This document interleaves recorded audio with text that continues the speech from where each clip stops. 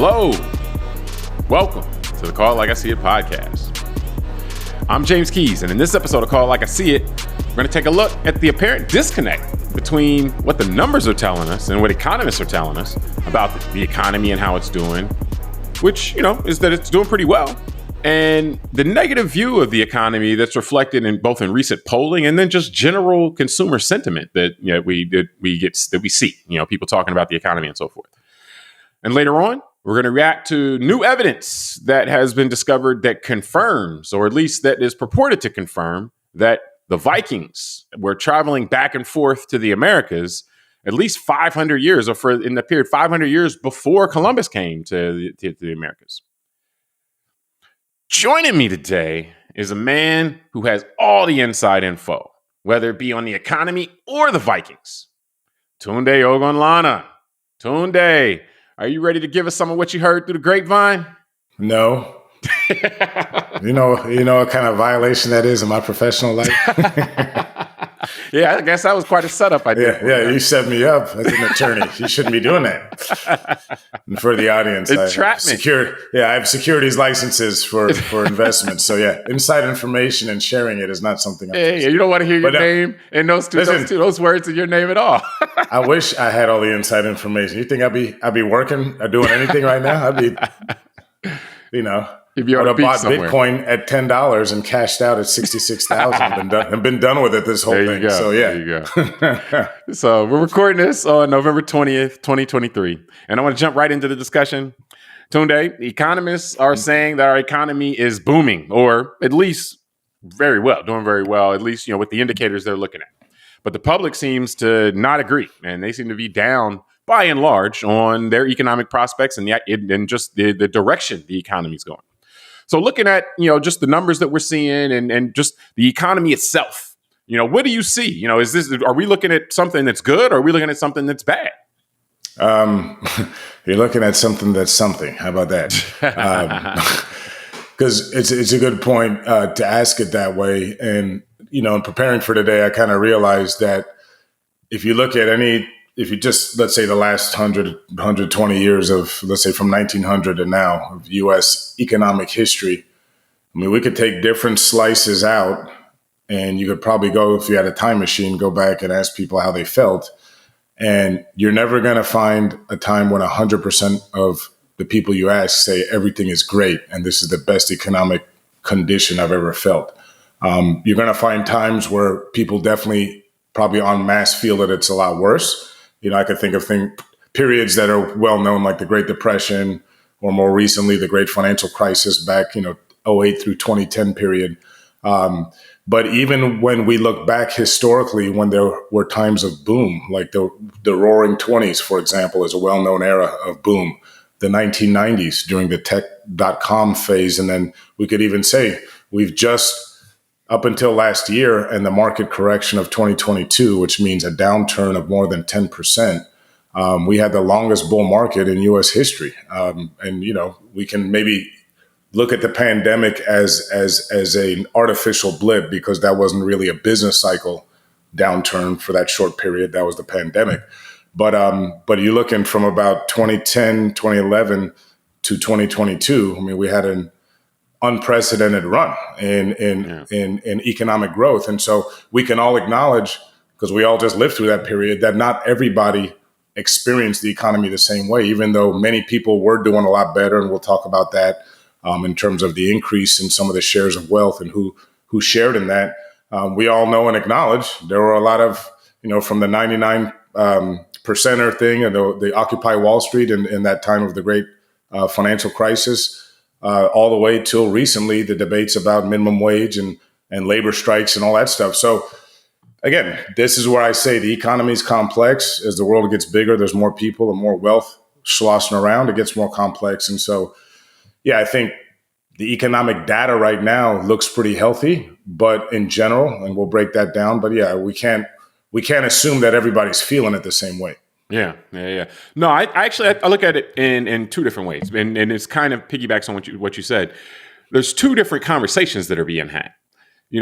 is the economy healthy? Is there activity? Is there a lot of activity going on? That's kind of what the numbers are measuring, because that activity is opportunity. That's opportunity. When things shut down, when there's no economic activity, when you're looking at a depression or something like a Great Depression or something like that, or a great financial crisis, what's really happening there is that there's no money's not changing hands anymore. Like there's not a lot of economic activity, so there's not a lot of opportunity for growth. There's not a lot of opportunity for people to do well. And so when the economists are measuring it, they're saying, okay, do we have the kind of economy right now where there's a lot going on? People are spending money, businesses are building things, and paying wages to do so. They're providing services and collecting money to do so, and all this other stuff. And so there's all this activity that's going on. So that is, in the economist's mind, a very promising situation. Like, yes, that's what we want to foster from an economic standpoint, is a lot of activity. But from the individual standpoint, or just consumers in general, they're looking at, okay, how is my life going in terms of my day to day, what I'm spending money on, my paychecks coming in, my expenditures going out, and so forth. And so those things, that's not measured based on just activity. Like how many people bought an iPhone last month is not going to necessarily impact or determine how my household budget was last month, and so it's a different measure. And so with things like with what's the economy, I would say objectively is doing well. The numbers that we've come up with to measure that, I could take issue with some. I could take issue with GDP or different things, but by and large, what they're trying to measure and how we've correlated that to how that is what the governmental and regulatory systems are trying to foster. That thing is going pretty well right now. It's not perfect. It always can be better. Again, I could take issue with it, but it's going pretty well right now. But there are other factors that are going on, inflation most notably, that from a monthly household budget standpoint are really weighing down on people. Even though, and we can talk about how from a relative standpoint things may be better than they were a year ago or 2 years ago from a household standpoint, but that doesn't necessarily mean that they absolutely are relative to a 5-year kind of period. So to me, that's really what we see here, is just kind of the different, what the economists are measuring is different than what the consumers are feeling and reacting to, so to speak. Yeah, no, it's good. A couple of things you said just to piggyback on. I mean, one is what you're kind of, as you're talking, it's laying out, and I wrote down here just a business cycle, right? That you have these ups and downs over time through the cycle, and what people are feeling is, people seem to feel like this cycle is heading on the downswing, which it appears to be in many ways, again, which we'll get into with some of the stats.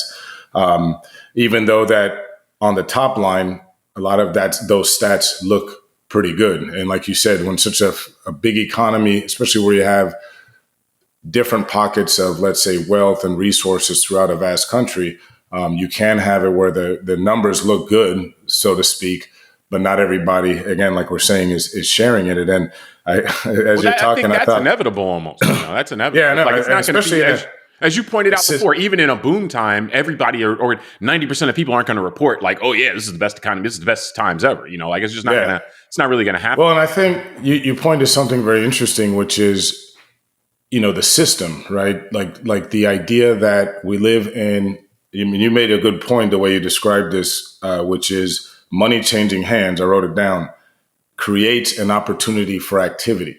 Yeah. So, and there's another term we've used in different conversations, meaning the velocity of money. How fast does money move through the society?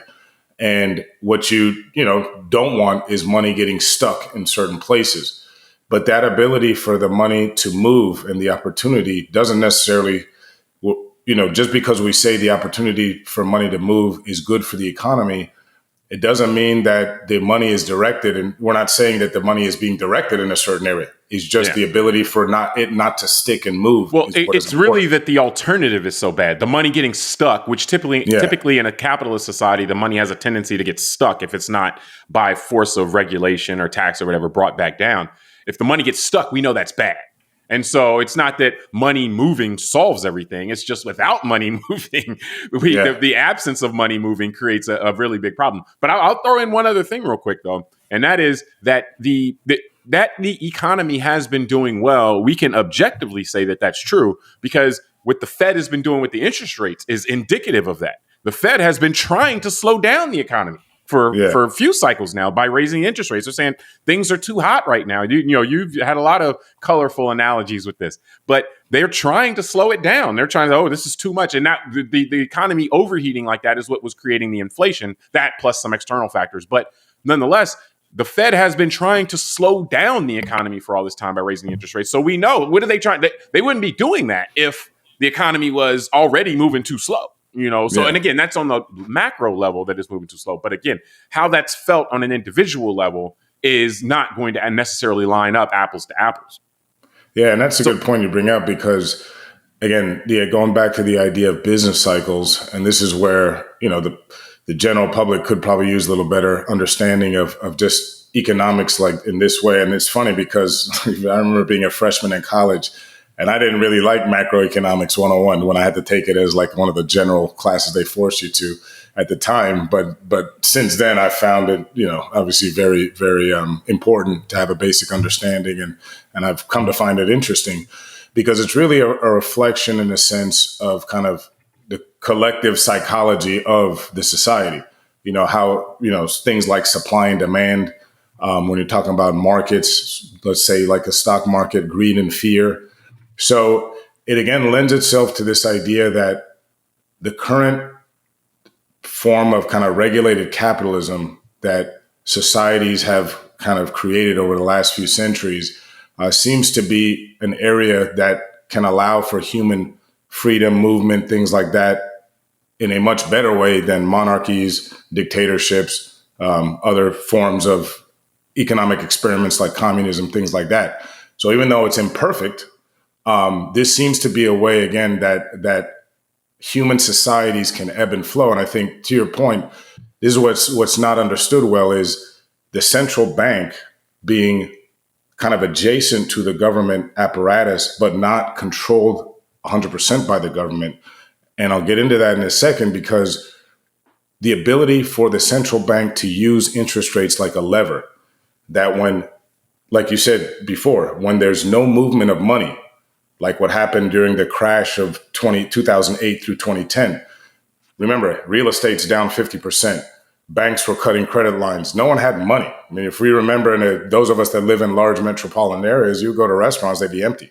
And so the government at the time, the Federal Reserve, the main lever they had besides stimulus and all that, which is a separate conversation, is just to say, let's slam interest rates to zero, because that does two things. It allows money to move a lot quicker, because when you think about interest being the cost to borrow money, so if you reduce the cost to borrow money, money can flow freer because money's cheaper. Money. Yep. Yeah. And then what happens too is it creates a psychological disincentive to hoard cash.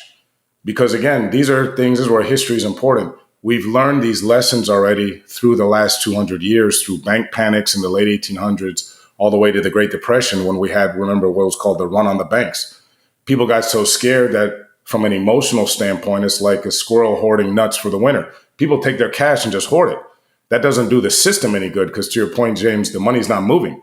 So in order to make it unattractive for people to take their money and hoard it in a bank, interest rates had to be pushed to zero because no one wants to make zero. So it became more attractive to say, maybe I'll go speculate on that condo that's down 40% from where it was 3 years ago. And maybe at least if I can get a tenant in there, I can get some income from that. Let me go speculate on that stock that's paying 3 or 4% in an annual dividend because my checking account's paying zero. In the word you could use speculate, but the other word you could use is invest. Let me put this money into a restaurant to open up so that when things get better, like it encourages people to take a less risk averse approach, which is just putting your money in the bank, and a more a more risk tolerant approach where it's saying, let me put the money here where if things go bad, I could lose it. But if things just go okay, I can make more of a return than I would just sitting there with a 0% interest growth. Correct. So, but I want to keep us moving. It's really about psychology in the end. Yeah. No, I think that was a really good explanation. Let me just finish it off that it worked. And so the remedy for that has been in the last 2 years, raising interest rates to cool the economy down because it got too hot after a decade of that. It worked in a sense, but then they also, some would argue, they kept the lever on too long. But the pandemic affected that as well. At the time the pandemic hit, they couldn't raise the rates then. So it's complicated in that sense. But I do want to get like we a lot has been made about inflation and how that has been a big part of people's perception of the economy. And just very simply put, if a gallon of milk was $2 before, and then now you show up and it's $3, that's something that, from a consumer standpoint, consumers broadly will feel that, because you obviously it's not just milk, it's everything is going to be more expensive.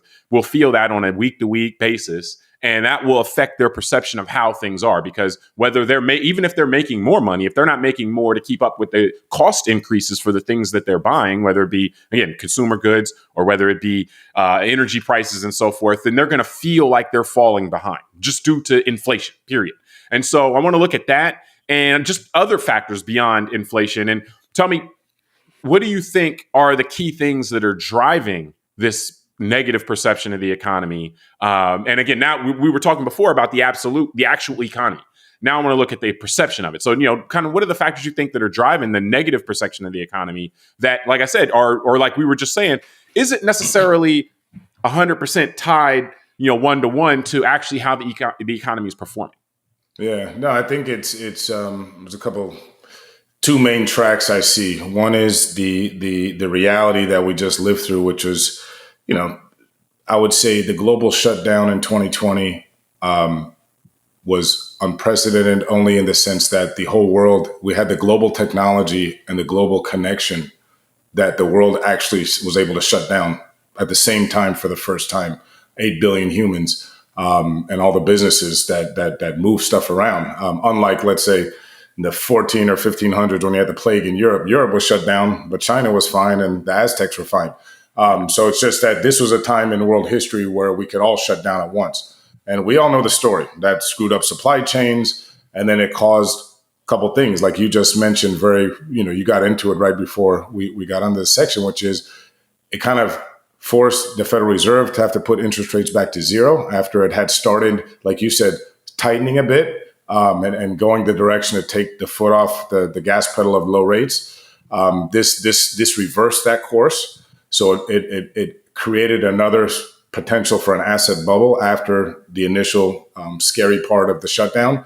And then the other thing is the stimuluses. I mean, we really did in an economy. Our economy has output in the form of GDP of around 25 trillion a year, 24 trillion. And in 1 year, we printed about, or gave about 7 trillion to the system in cash, CARES Act, PPP, all that. And so that did have a real effect, cause inflation, in certain respects.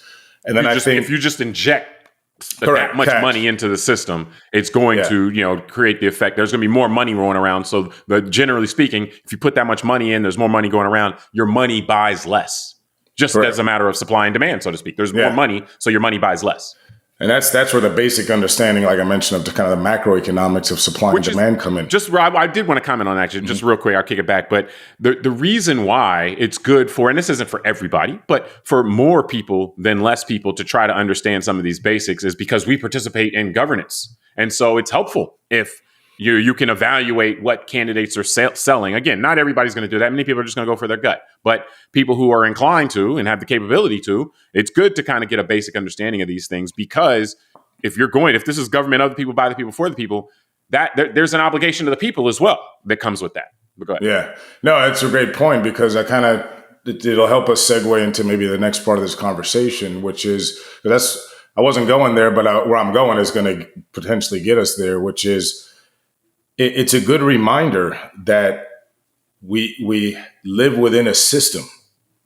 And when I talk about the interest rates, and when I mentioned earlier about the benefit of having a central bank for the country that is not overseen directly by politicians, and to have leadership that is chosen and all that does not coincide with elections for politicians, is very healthy. They're not beholden to politicians necessarily. Yeah. Because if you think about it, nobody wants to be on the watch when there's a rising rate environment, right? Like, I'm sure the chairman of the Federal Reserve, Jerome Powell, he knows that a lot of people aren't happy with him right now.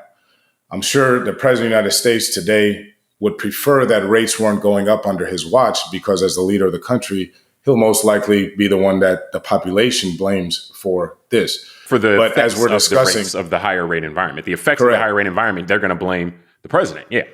Correct. So he wouldn't do that to himself normally, even if that's what was needed. And that's what I mean. Like, but if you look in other systems, like in China, for example, where, now I think Americans understand the Chinese economy isn't what we might have thought 10, 15 years ago, because annualized what they've done is growth. yeah, like they've been on this 20-year kick of wanting to grow their economy, or showing the rest of us, let's put it that way, that they're wanting growing the numbers economy. To show, wanting the numbers. Yeah, that they're growing their economy by 10% a year. And so they haven't allowed their business cycle to actually have a full cycle. They haven't had a recession. They haven't really raised their own interest rates in decades. And so what that's done, and many people that paid attention to China in a little more detail, has created a lot of imbalances internally, to the point where, a few years ago on 60 Minutes, we saw they have cities, hundreds of billions of dollars worth of real estate that are just empty. And they have a youth unemployment, I believe, of 40%, people under 30 years old. There's a lot of problems in China's economy. And one of the reasons is because they have a dictatorship. And when you're in charge, you don't want to look bad. And they can, and the dictator controls the central bank. So by allowing our financial and economic system to run parallel to our political class, but not be controlled by it, is what has created and allowed the United States to really prosper over, many decades, and is why we became the world's largest and leading economy. One of the reasons. Yeah. That's a lesson that was learned, and I'm so glad that you pointed out, like when you said it's a lesson we've learned, and the key piece on there is it's what we as a society have learned, because we saw how, like the U.S., you've pointed out in previous shows, how the U.S. used to have banking crises every 20 or 30 years, and so these are things collectively as a society we learned, but this not necessarily all things that we presently alive walk around with all the time. Like, oh yeah, of course, this is why we do that. Just things that you have to learn. But in terms of the perception, I think that, one, like the inflation piece is an important piece, because inflation was much higher a year ago and has been high, but it's come down. But when inflation comes down, that doesn't mean that the prices go back to what they were before. So that's just one. The inflation, the remnants of the super high inflation that we had a year ago are still with us in the terms of higher prices. So as long as those prices are higher, then people are going to they're going to be mad about the economy, so to speak. They're going to be like, I used to pay $2 for this. Now I pay $3 for this. I used to go to the grocery store and spend $80. Now I go to the grocery store and spend $120.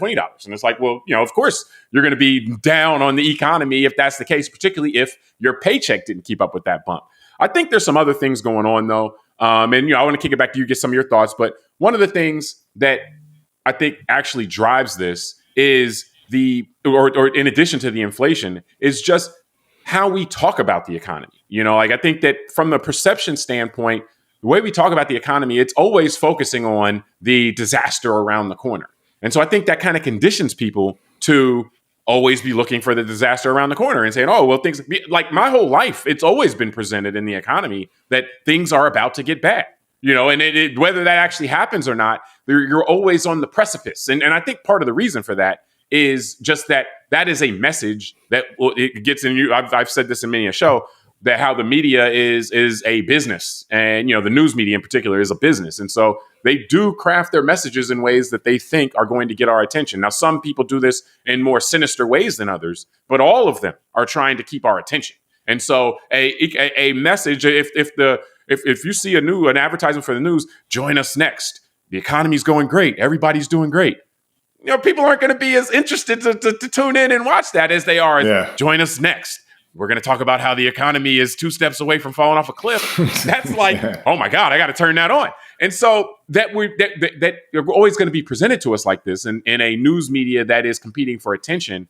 I think that is a big part of it as well. In addition to, like I said, the inflation piece is always going to be tied to this. But I think there's other pieces. And I know you have a couple that you wanted to throw out there as well. Yeah, no. So there's a couple things, because it's a great point you make about the perception versus reality of a lot of the way we see the economy reflected to us from our media. So you're right.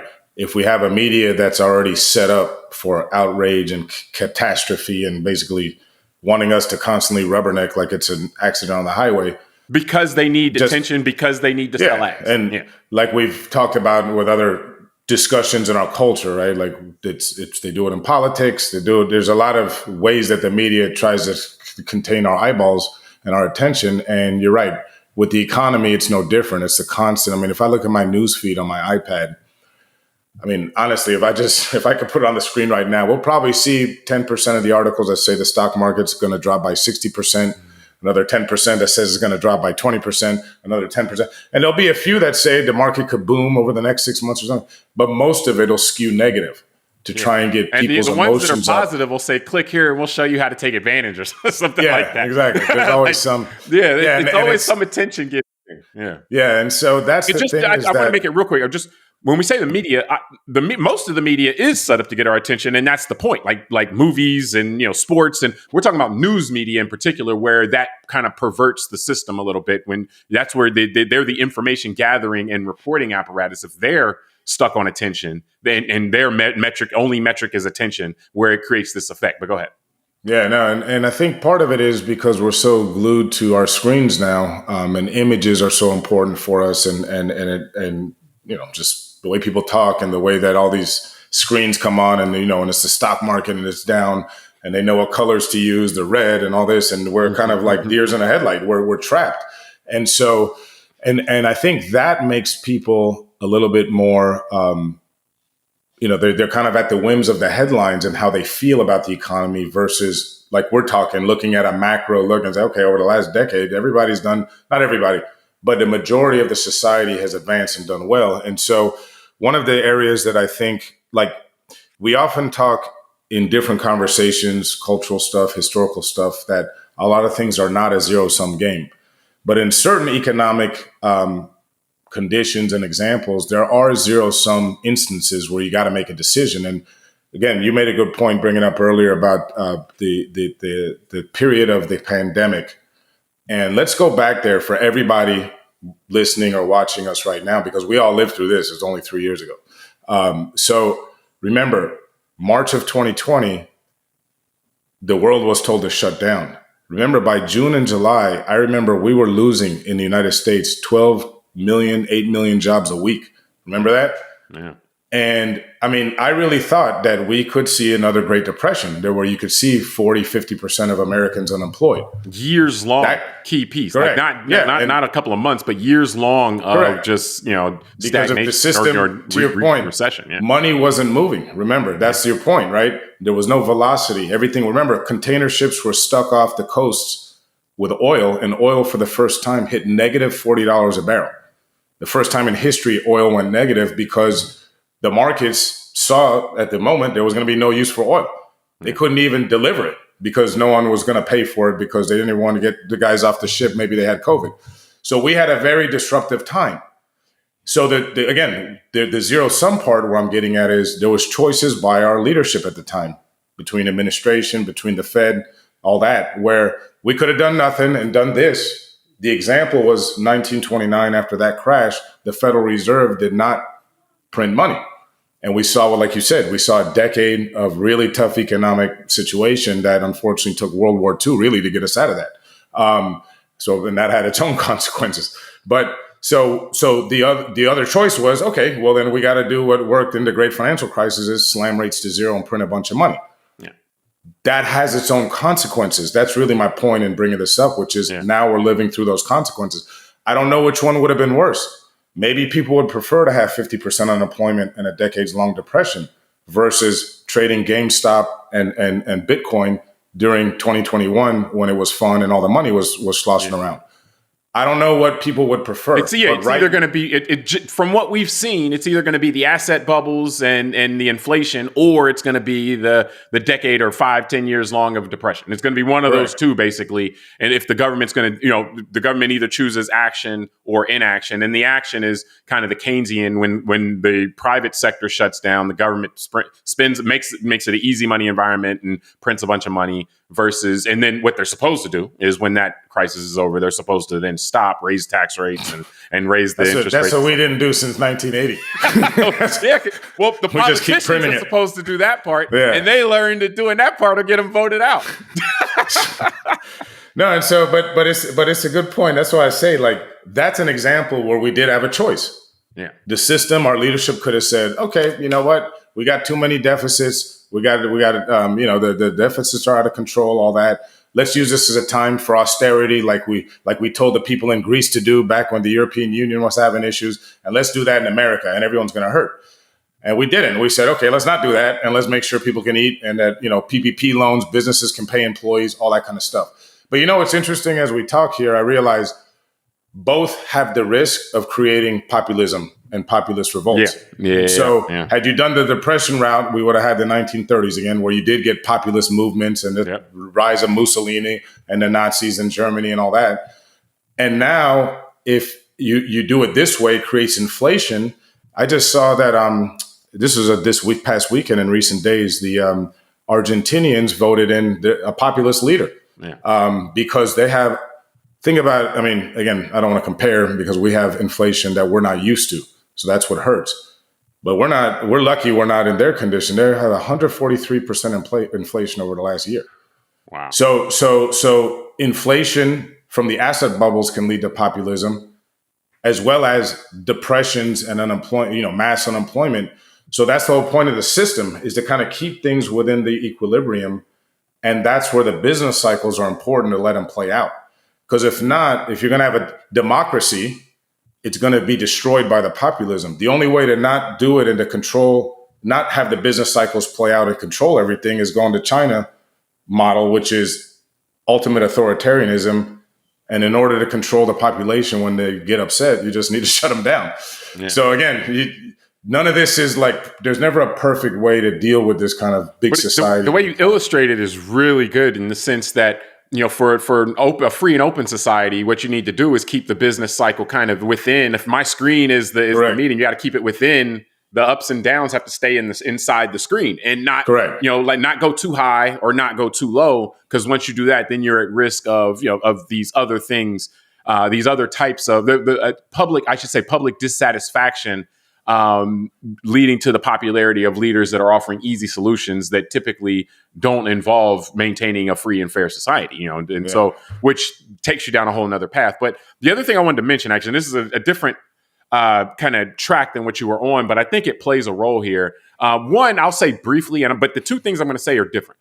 But they overlap in some sense, only in the sense that they deal with politics. And that is, one, we have in the United States, there's, it's the free press. So free press doesn't always mean everybody's not biased. It just means that you can get out there and say kind of what you want to say within reason, as we've learned with like the Dominion lawsuits and so forth. But partisan media, where we have that, like overly partisan media, like there's media out there that whose goal, if they're not in power, if their desired partisans aren't in power, then they want to make people feel like the country's on the wrong track. Like that's the goal, so that they can win the next election. And if they're purporting to be news media at the same time, then they're going to always be selling a message when they're not in power, when their desired people aren't in power, of negativity. So that's going to affect people. But I can leave that at that. The other piece I wanted to say, which isn't about really partisan media, but more about a bigger thing of leadership, is Joe Biden, I have no issue with Joe Biden. I think Joe Biden's, from a merit standpoint, is a pretty good president, but I think he's a poor president from the standpoint of kind of the emotional, evoking like an emotional pride and making people feel good about America, which is a part of his job as president. He's supposed to give people the warm and fuzzies about their country. Ask not JFK, ask not what your country can do for you, ask what you can do for your country. Like Ronald Reagan was good at this too. Like there's been a lot of presidents that are good at this part. FDR was good at this part, where just making people feel good to be a part of this thing. And so whether it's his age or whether he's just not an overly charismatic guy, that's something that he doesn't really bring to the table. Even though, like I said, on the merits, the things that he's done, I'm like, oh yeah, that was a pretty good move. That was a pretty good move. But people aren't waking up with looking at Joe Biden pictures like, oh man, that's the guy. We just have with him, anything is possible. And so because of that, I think that plays a role into how people think of the economy. Like they see this old guy up there, and then he's not just old, but he kind of acts old. And it's like, oh man, like if anything happens, he won't be able to solve it. And even though he might be able to, and remember, there's this thing called confirmation bias. once you look at him a certain way, once a person looks at him a certain way and says, oh, well, he's not capable, or he doesn't make me feel good, he doesn't give me warm and fuzzies about my country, then you're going to view things in a way that confirms that thought. And so that's not his fault necessarily. Like, again, on the merits, he seems to do okay. But I think that plays a role into if people aren't getting the warm and fuzzies about their country and just where they are, I think that can play a role in also how they view the performance of their country. So you're saying if only he didn't fall off that bike early in his administration. Hey, man, whatever.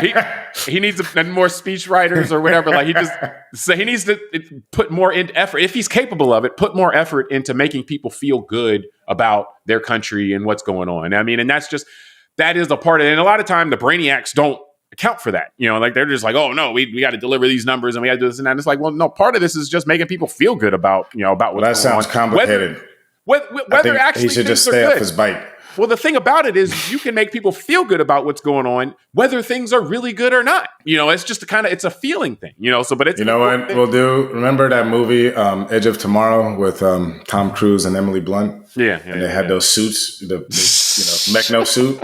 We can put Biden in one of those and just have him walk around looking like a big badass. Then maybe that'll make people. He should get his own Iron Man suit and just there you go. fly around and make it. Then he won't fall off. Yeah, then he won't fall off bikes, and people won't think he's incompetent. So, but anyway, no, but it's. But I think you're right. I mean, clearly, I even read one of the studies in preparing for today, and it'll be in the show notes, where that is very true. They said that voters do tend to think that when their party's in power, the economy is a bit better.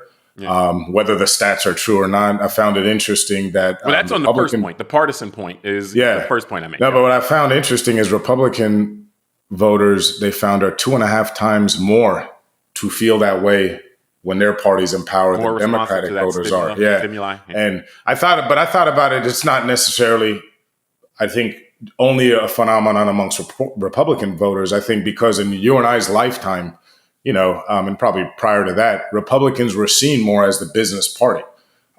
They were the ones that were supposed to be better stewards of the economy. So I think that even Democrats fall for that meme as well, in a sense, when Republicans are in power. Think about it. When Trump was in office, just the last, president administration, I knew people that were Democrats that would say, yeah, the economy's doing great. And whether it was or not, it's just people get caught up into certain narratives. But to Trump's credit, there's a lot of negative you can say about Trump, a lot of negative I could say about Trump, but he did focus a lot on trying to make people feel like things are great. Yeah. He talks all the time about like, oh, things are great. This is it. And so that kind of stuff matters, and that does work to focus your energy on that. He did a good job. You're right. It's a very good point you make. He did a great job of making people feel a certain way. Yeah. When he was in charge. And what's interesting is he's a very powerful man in that way, because as an ex-president, he's making people feel a certain way now because he's still very popular. And so I think that's where we go back to, like you're saying, about the system being healthy, the system needing to be in an equilibrium. This is we're in unprecedented waters too, because every prior president prior to Mr. Trump has either been totally silent and let the next person just work without the distraction, or like we saw in the recent, in our lifetime between, let's say, the Clintons and the Bush family, or the Bushes and the Obamas, have been publicly kind of supportive of the next person in line. And so it's interesting because many of the people making the economic decisions, remember, this is the beauty of us, and this is the danger to our system really, is trying to make it about the people, like one man at the top. That's the beauty of the American system, is that it's about the system. Remember, just like other aspects of our system, like the Justice Department, the FBI director that's currently there was selected by the former president, not this president. Same with the Fed chair. Mr. Powell, the chairman of the Federal Reserve, was appointed by Donald Trump, not by Joe Biden. Mm. And many of the people, like on the Senate Judiciary Committee, the congressional, not Senate Judiciary, the finance committees, and the congressional committees were there before Mr. Biden was president. So again, the system is the one that needs to be healthy, and not about these individuals, because individuals come and go. That's why our system's been around for 250 years. But, and that's peoples do tend to focus more on the individuals, by and large. I mean, that's kind of just the human nature of it. It is to our detriment, and then to your point, most of at least in our lifetime, the leaders haven't made it about themselves. Like, that's a different thing about Trump, one that I would consider a negative. He makes it about himself, and the system gets lost into that, and so, it's just, it's where we are right now. I do want to, just briefly, I want to get to our second topic, but just, I wanted to ask you, like, in your mind, if you could sum it up, like, what do you think the numbers really do say about the economy? Like, what when, like, when you see what's happening, you look at the sentiment, but you also look at what's actually happening. What's your big takeaway? Yeah, no, there's a few. So I'm going to look at some notes here. I mean, one is 2 weeks ago, economic data came out and the economy was growing at a rate of 4.9% annually. So that is very good. One point on that, by the way, this is like the economy is growing by 4+%. That's notable because what we're doing, you mentioned zero sum before. The economy, by and large, doesn't have to be a zero sum game. And in fact, the point of the kind of economy that we run is that it's constantly growing. And that's the number you just gave, basically, is that the economy is still growing. And so we want to keep growing the pie. And when I get to my point, I'll talk about what we want to do with that pie. But, we do want to keep growing the pie, and we're successfully doing that. So that means something's going right. Yeah, and I think a lot more people are in positions of prosperity and we don't realize that. So we have a record number of millionaires in this country right now. We have a record number of mortgages that are paid off. Almost 40% of all mortgages or homes don't have mortgages, which is a record in the United States history. The amount of people that own stock, I think this is where it gets a little bit into the psychology part, because I saw an interesting stat. But from 1989 to now, the percentage of people that own stocks in the United States has more than doubled. So what happens is, again, out of sight, out of mind, when your house went down by 50%, or let's say you had an investment property that was a rental property, if it went down by 50% between 2008 and 2010, people weren't thinking about selling those if they were producing income. One reason is because you didn't have to watch the value of the property fall on TV every day. That might have made you more nervous and anxious. And I think that now that we have the smartphones where we can buy stocks and Bitcoin and all this stuff, and when the markets do what it did last year, like the stock markets were down between 20 and 33%, depending on the index you look at, more people than 30, 40 years ago just have that in their face. And they're watching their own money go down. And that just doesn't feel good. So I think there's some of that psychology that's just real. Or at minimum, because it's not necessarily going down straight. They're watching their money fluctuate.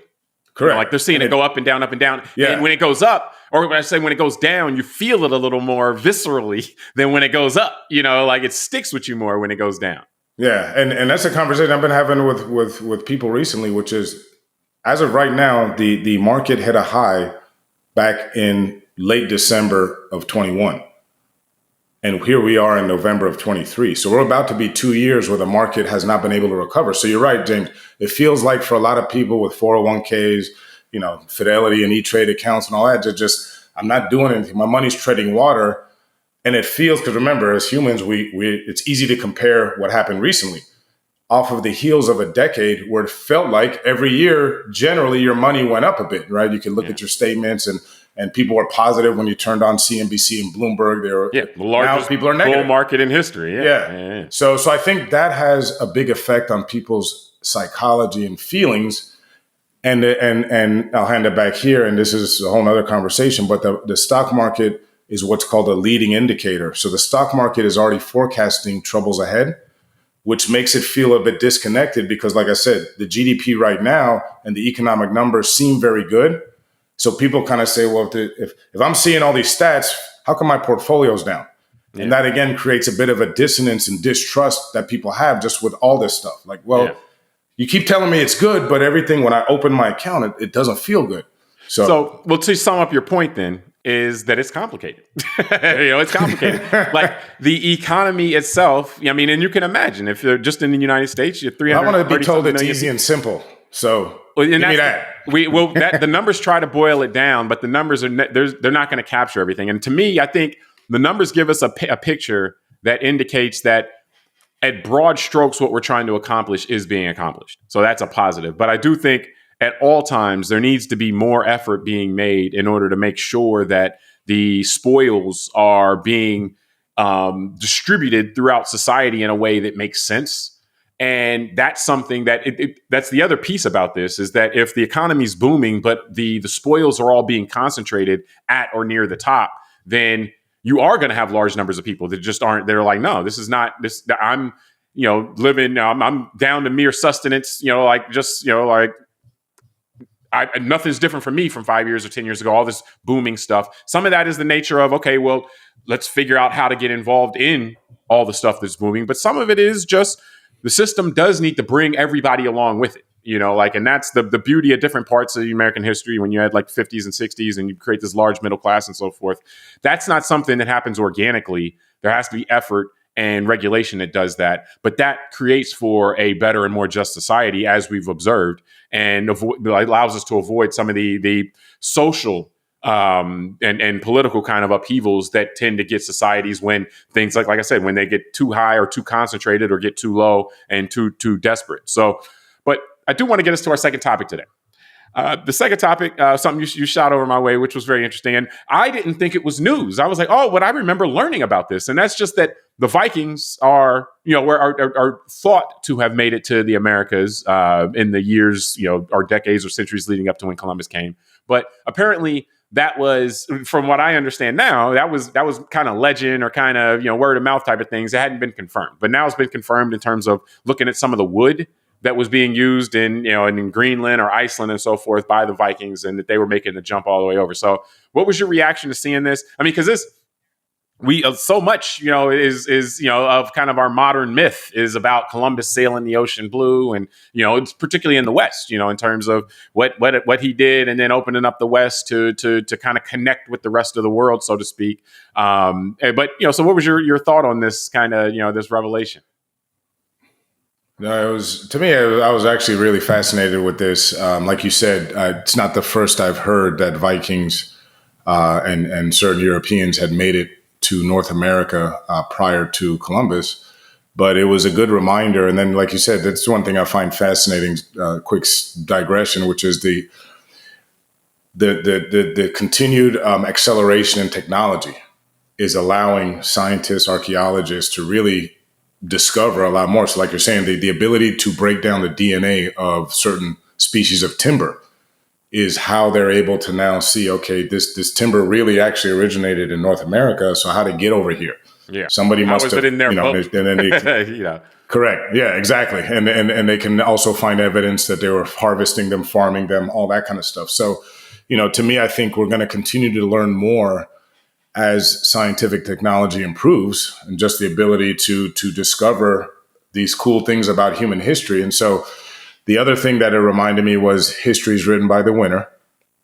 And, unfortunately for the Vikings, at some point their power dissipated and they were no longer, the big dogs on the European continent. So their story got lost to history. And I find it very interesting because it's a very rich story.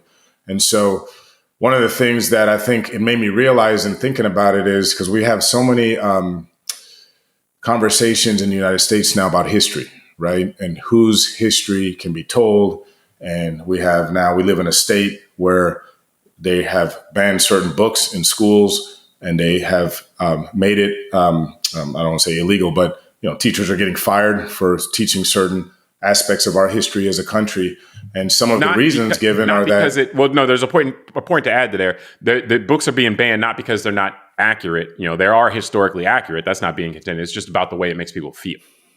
Correct. And so that's what I was going to get at, is because they don't want to have certain kids, the perception that certain kids might get offended by hearing it. And I thought about, what about those poor Viking kids that didn't get their ancestor story told in the 1700s in Europe and all that. And, and that's really what, then I'll pass it back in reading. And I got some stuff to share, which I found pretty fascinating. It was a good reminder that Europeans are not a monolith. Again, we in this country reduce a lot of things. I don't want to say us in this country. I'm sure everybody does this.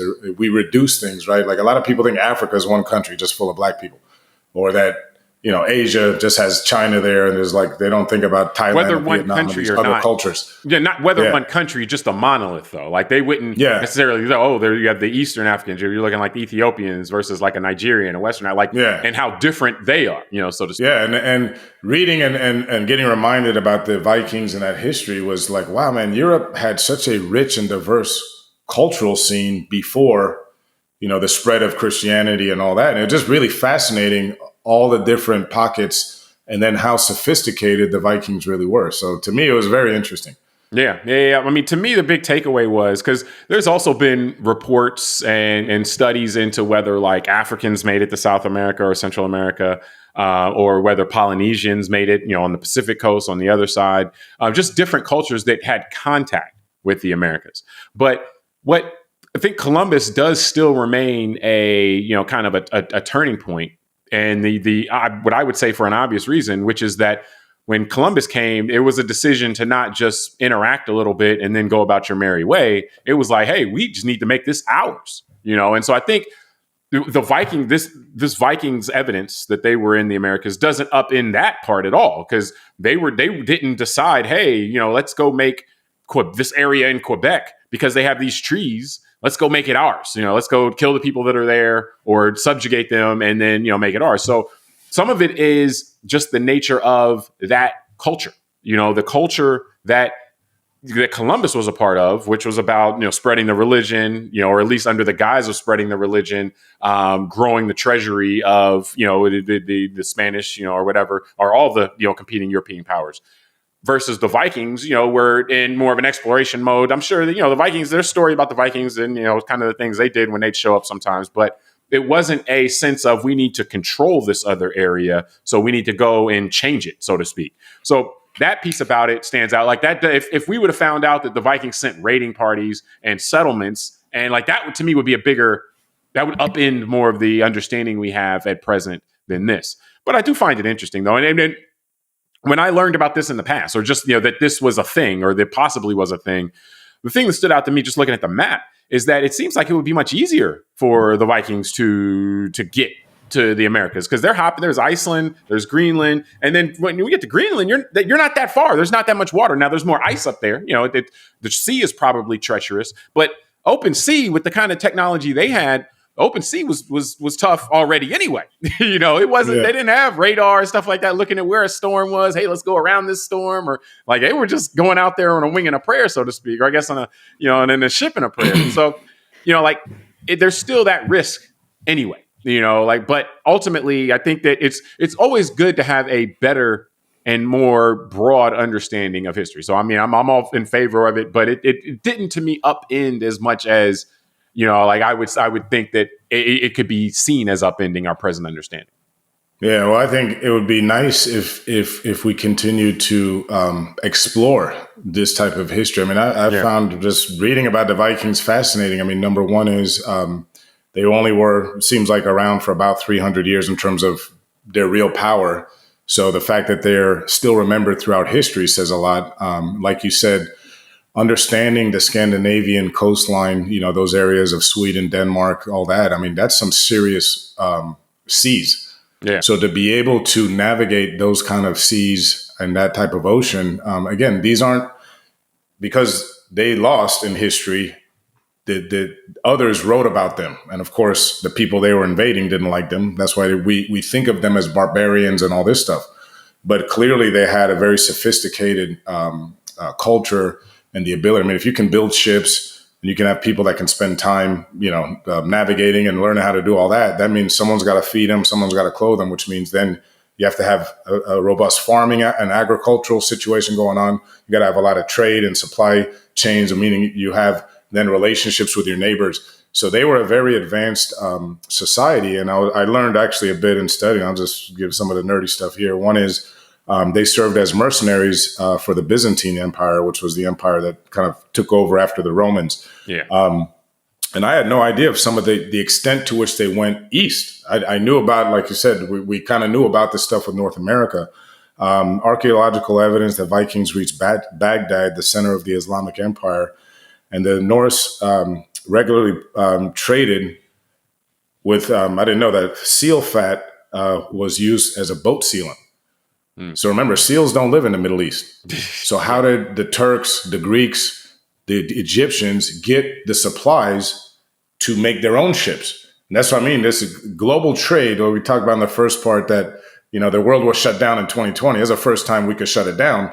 But it's not, this global trade thing is older than I think a lot of people want to really believe. And so it's just, to me, fascinating that the Vikings were in the Middle East and these other parts of the world. And they were also, I learned a lot here. They estimate that 1.25 million European slaves were transported from Europe over a 200-year period from about the 10th century to the 12th century to the Middle East. So slave trading was a huge way that the Vikings made money and traded with the Arabs. And that goes back to a whole other part of history, whereas if you look, and this now is a bit of speculation here because it's been speculated that if you look at hieroglyphs from ancient Egypt and all that a few thousand years ago, most of the people are our complexion or darker. They're more darker skin. And there's a lot of assimilation. If you had over 1 million Europeans, brought to the Middle East over 1,000 years ago, that mixing was real. And that's why if you look at places like Iran, Afghanistan, even some Palestinians and Lebanese, they have blue eyes. They have green eyes. There's a lot of European traces within a lot of Middle Eastern people today. And that's all from the Vikings being a big part of bringing more Europeans through slavery. And it was chattel slavery like we think of in America. And that's why it's interesting for us as Americans. We can't comprehend white Europeans as slaves in the same way that Africans were. But that's what Europeans were doing to everybody, not just Africans. Well, I mean, that was, it was the time, it was the time period that it was, and that's before you had, you had the Vikings and they were doing their thing, so to speak. A lot of the continental, the lower part of the continent was still kind of in a dark age kind of mode. They were, that was considered, like the Romans considered those, those types of people, the barbarians, so to speak. But I agree with you that the Viking history is fascinating. Again, that's stuff that I remember, just even learning in elementary school, middle school, and all that. Just like the things, the tribulations and trials and the adventures of Eric the Red and Leif Erikson, who was Erikson was apparently Eric the Red's son. But that's the I think the thing we learn about them the most at that time, and that's why to me this is very believable, is the idea that they were a very seafaring people. And you talk about agriculture, from what I recall, that it was a lot of aquaculture, from where they were and as far as how they fed them. So ultimately, though, creating more kind of perspective in history, I think, is always helpful in terms of understanding both, what happened and then what we're dealing with now. And it's helpful a lot of times when you're looking at some of the challenges that we have now, as far as to look at, okay, well, with this, all of this stuff isn't new. It may be on a different scale, but it's not totally new. So looking at the Vikings and their exploration and they're going places and how they interacted with other societies, there may be things we can learn from that, because we still have, while the world interacts, particularly through the internet and then, like with airplanes and stuff, you can get around a lot more. There's still a lot we can do better in terms of these interactions, from an economic and trade standpoint, which is where a lot of these interactions happen, to continue to grow the pie, worldwide, so that more people can live good lives, so to speak. So I think that their approach is something, as we learn more about, it may be something that we can, adopt parts of and kind of make our own commercial and trade approach better as we cross different cultures.